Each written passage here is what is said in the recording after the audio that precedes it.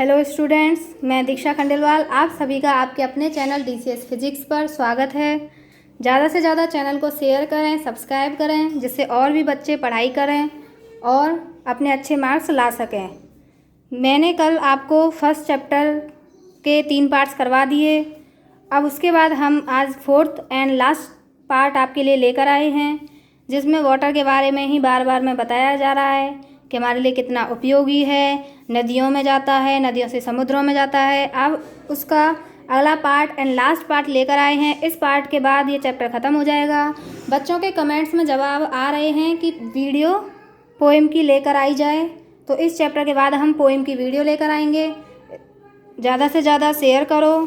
अब हम स्टार्ट करते हैं। Closely connected with the conservation of water supplies। Closely connected जुड़े हुए हैं। क्लोजली बहुत क्लोज तरीके से, बहुत ज़्यादा जुड़े हुए तरीके से जुड़े हुए हैं with the conservation of water supplies। Conservation संरक्षण ऑफ वाटर के संरक्षण के लिए जुड़े हुए हैं। Supplies is the problem of afforestation होता है वनारोपण। तो क्लोजली कनेक्टेड बहुत क्लोजली तरीके से जुड़े हुए हैं विद द कंजर्वेशन संरक्षण के साथ ऑफ वाटर पानी के। Supplies is the problem of afforestation वनारोपण, और पानी की जो सप्लाई है वह एक प्रॉब्लम बनी हुई है। प्रॉब्लम समस्या, वनारोपण की समस्या बनी हुई है।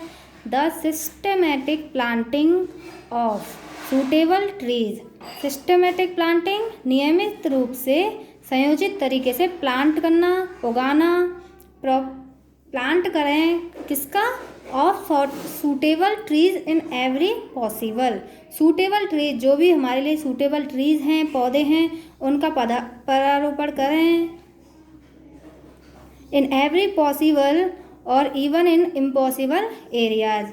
कहाँ पर? एवरी पॉसिबल एरिया, जहाँ पर संभव है, और जहाँ पर इम्पॉसिबल एरिया, जहाँ पर असंभव है, उन भी एरिया में हमको पौधारोपण करना चाहिए। And the development of what one can call civilised forests. And the development of what, जो विकास जो मैं कह रहा हूँ, one can call civilised forests. ऐसे ही पौधों के समूह को कोई व्यक्ति सभ्य फॉरेस्ट कहेगा, जंगल कहेगा। As distinguished from wild and untamed jungles. Distinguished क्योंकि इसे अलग देखा जा सकता है फ्रॉम वाइल्ड, ऐसे जंगली, एंड अनटेम्ड अव्यवस्थित जंगलों से। इसको अलग देखा जा सकता है जंगली और अव्यवस्थित जंगलों से, जो कि बिल्कुल भी व्यवस्थित नहीं है। Is one of the most urgent needs of India. ये क्या है? यह बहुत ही मोस्ट अर्जेंट, ये बहुत ही ज़रूरी है। नीड, आवश्यकता, ऑफ इंडिया की बहुत ही ज़रूरी तत्काल आवश्यकता है। ये जो समस्या है उसका जल्दी से जल्दी मतलब ढूंढना है। सच plantation would directly and indirectly prove a source of untold wealth to the country। Such plantations, ऐसे जो पौधों का रोपण है, would directly and indirectly, वो सक्रिय रूप से, निश्चित रूप से और अनिश्चित रूप से, prove a source of untold wealth, वह हमारे लिए एक असीम संपदा का विषय है। टू द कंट्री, हमारे देश के लिए जो सहयोग देगा। They would check soil erosion and conserve the rainfall of the country. They would check soil erosion, वो ऐसे जो पेड़ होंगे, जंगल होंगे, वो मृदा अपरदन को रोकेंगे। And conserve the rainfall of the country, और जो देश की जो बारिश होगी, बारिशों के मौसम में जो बारिश होती है, उसके लिए भी बहुत अच्छे रहेंगे।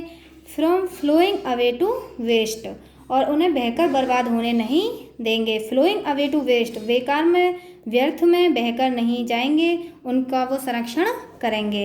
And would provide the necessary supplies, और वो क्या करेंगे कि बहुत आपूर्ति वाली सप्लाई पूर्ति करेंगे, नेसेसरी आवश्यकता वाले, ऑफ चीप फ्यूल उस सस्ते ईंधन की। जो जंगल है वो किसकी सप्लाई भी देंगे, पूर्ति करेंगे, चीप फ्यूल सस्ते ईंधन की। And thus render unnecessary the wasteful conversion of farmyard manure into a form of fuel. And thus render unnecessary the wasteful conversion of farmyard वगैरह में जो अननेसेसरी वेस्टफुल जो लकड़ी वगैरह जो ईंधन होता है उनका भी जो मैन्योर खाद वगैरह जो होती है उसका भी संरक्षण करने के लिए ये लाभदायक है, जिसका भी हम ईंधन के रूप में आज तक यूज करते आए हैं, उन सभी को ये बचाएगा। द मेजर्स नेसेसरी ऐसे उपाय जो आवश्यक हैं, नेसेसरी हैं, मेजर्स उपाय to control the movement of water, जो वाटर है पानी है उसकी गति को रोकने के लिए, कंट्रोल करने के लिए। And conserve its supplies can also serve subsidiary purposes of value to the life of the countryside, और उसकी आपूर्ति को संरक्षित रखने के लिए कैन ऑल्सो सर्व सब्सिडरी, वे हमारे लिए गौण उद्देश्य हो सकते हैं, ऑफ वैल्यू महत्व के, to the life of the countryside, जो हमारे जीवन को, देहाती जीवन को कुछ अच्छा और बहुत अच्छा स्थिर प्रदान करेंगे, जिससे हमारा जो देहाती जीवन है उसके लिए पानी की सुविधा होगी और कृषि वगैरह भी अच्छी होगी।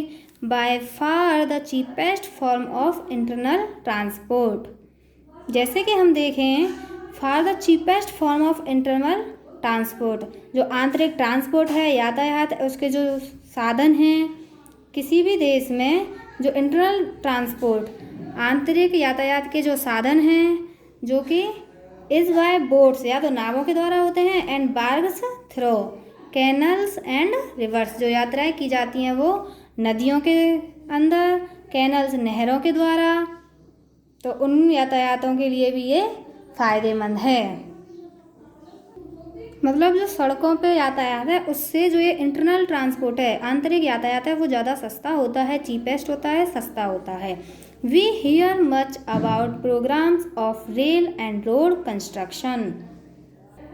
We hear much about programmes, हम कई प्रकार की योजनाओं के बारे में सुनते हैं, of rail and road construction, किसके बारे में, कि इस प्रकार के जो रेल हैं और रोड कंस्ट्रक्शन है उनका निर्माण किया जा रहा है। But far too little about the development of internal, लेकिन बहुत कम ही सुन पाते हैं किसके बारे में, डेवलपमेंट ऑफ इंटरनल, जो विकास है इंटरनल वाटरवेज इन इंडिया, जो कि जलमार्ग हैं, आंतरिक जलमार्ग हैं, उनके विकास के बारे में हम बहुत ही कम सुन पाते हैं इंडिया में। मतलब हम जो रोड हैं और जो रेल हैं उनके कंस्ट्रक्शन के बारे में तो बहुत सुनते हैं, लेकिन जो हम पानी के आंतरिक जो साधन हैं उनके बारे में बहुत कम योजनाओं के बारे में सुना जाता है। देन अगेन, तब एक बार फिर से, the harnessing of water supplies, हम उस पानी की जो पूर्ति है उसको काम में लें, हार्नेसिंग काम में लें, ऑल्सो मेक्स पॉसिबल, जिससे पॉसिबल हो सकता है, the development of hydro electric power, कि जिससे जब हम पानी का संरक्षण करेंगे, उनका उपयोग लेंगे, तो उससे क्या होगा, हाइड्रो इलेक्ट्रिक पावर, हम उस लाइट का निर्माण कर सकेंगे। The availability of electric power, यदि जो इलेक्ट्रिक पावर है उसकी अवेलेबिलिटी ज़्यादा हो जाएगी तो would make a tremendous difference to the life of the countryside, उससे बहुत बड़ा ट्रिमेंडस डिफरेंस, बहुत बड़ा डिफरेंस, उससे बहुत बड़ी विभिन्नता आएगी, एक बदलाव आएगा, कहाँ पर, to life of the countryside, उन देहाती लोगों के जीवन में। मतलब जब वो इलेक्ट्रिसिटी की पर्याप्तता हो जाएगी तो जो देहाती क्षेत्र हैं उनके लिए वो बहुत ज़्यादा उपयोगी होगी। And enable the rural economy to be improved in various directions, and enable the rural economy, और जो ग्रामीण अवस्था है, अर्थव्यवस्था है, टू बी इम्प्रूव्ड, वो भी वृद्धि करेगी, इम्प्रूव होगी, इन वेरियस डायरेक्शंस, अनेक प्रकार की दिशाओं के साथ। In particular, it would enable underground water to be tapped to a greater extent than at present and thus help to overcome the difficulties. In particular, यदि स्पष्ट रूप से कहा जाए, it would enable underground water, कि जो इससे जो ज़मीन के अंदर का जो पानी है अंडरग्राउंड वाटर वो भी बढ़ेगा और उससे क्या होगा, tapped to a greater extent, जो कि एक विशाल अवस्था में है अंडरग्राउंड में जो पानी है, then at present and thus help to overcome, जो पानी है अंडरग्राउंड के उसके विशाल स्तर में बहुत विभिन्नता आ जाएगी, बहुत ज़्यादा विस्तार होगा, and thus help to overcome two difficulties, और बहुत सारी जो डिफ़िकल्टीज हैं, कठिनाई हैं, उनसे भी हम ओवरकम बाहर आ पाएंगे, उनमें हेल्प करेगा. अराइजिंग फ्रॉम इरेगुलरली और inadequacy of other source of supply. Arising from irregularity, जो कि अनियमितता की समस्या है, और इनएडेक्वेसी और कमी है, एडेक्वेसी कमी है, of other source of supply, जो कि अदर सोर्स हैं, उन जो स्रोत हैं उनकी सप्लाई करने के लिए, वाटर की सप्लाई के लिए वो पूर्ण आपूर्ति नहीं दे पा रहे हैं और वो उनमें कमी है. इन वन सेंस, एक विचार से देखा जाए, water is the commonest of liquids, जो पानी है वो सभी लिक्विड्स में, सभी पदार्थों में बहुत ही सामान्य है. इन अनदर सेंस, और दूसरी दृष्टि से देखा जाए, दूसरे विचार से देखा जाए, it is the most uncommon of liquids with amazing properties, और वो सभी तरल पदार्थों में बहुत असामान्य है, सबसे असामान्य है. विद अमेजिंग प्रॉपर्टीज़, क्योंकि इसकी जो अपनी प्रॉपर्टीज़ हैं, महत्वपूर्ण आवश्यकताएं हैं, विशेषताएं हैं, वे बहुत अलग हैं, अमेजिंग हैं. Which are responsible for its unique power, which are responsible, जो कि जिम्मेदारी रखती है, फॉर इट्स यूनिक पावर, जो कि इसका जो पावर है, शक्ति है, उसके लिए बहुत ज़्यादा रेस्पॉन्सिबल है, of maintaining animal and plant life. किसके लिए, क्योंकि ये जो पदार्थ है पानी, वो एनिमल के लिए और प्लांट लाइफ, पौधों के जीवन के लिए भी बहुत ज़्यादा उपयोगी है, उनकी जीवन को बचाए रखता है, उसे मेंटेन करता है, बनाए रखता है. The investigation of the nature and properties of water, the investigation of the nature and properties of water, जो इस पानी है उसकी विशेषताओं के बारे में जानना और इसके नेचर के बारे में इन्वेस्टिगेशन, खोज करना, is therefore of the highest scientific interest, ये बहुत ही अपने आप में एक बहुत बड़ा विज्ञान का विषय रखता है, जो कि रुचिपूर्ण है, इंटरेस्ट आता है.